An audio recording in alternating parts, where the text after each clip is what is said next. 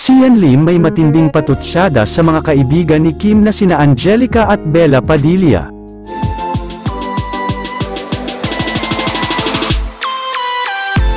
Hindi na nakatiis ang aktor na si Sian Lim ang hindi magsalita ukol sa mga kontrobersyang iniintriga sa kanya ng mga kaibigan ni Kim Chiu na sina Angelica Panganiban at Bella Padilla.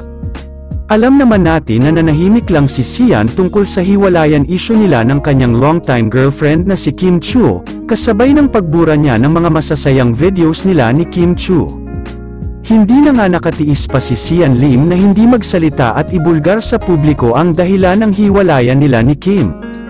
Ayon umano sa aktor na si Sian, masyado raw naging selosa si Kim dahilan na palagi nila itong pinagtatalunan. Naanawa na raw siya sa ugali ng aktres, na alam naman raw na pareho silang busy sa kani-kanilang trabaho.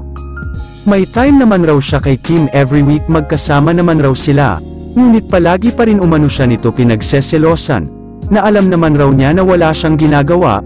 Mensahe naman ni Sian sa mga kaibigan ni Kim, na sana raw huwag agad siyang i-judge dahil mahal niya umano si Kim. Samantala umaasa naman ang mga tagahanga ni na Kim Chiu at Sian Lim na sana maayos nila ang kanilang relasyon dahil sayang naman ang kanilang 12 years na masasayang memories nila na magkasama.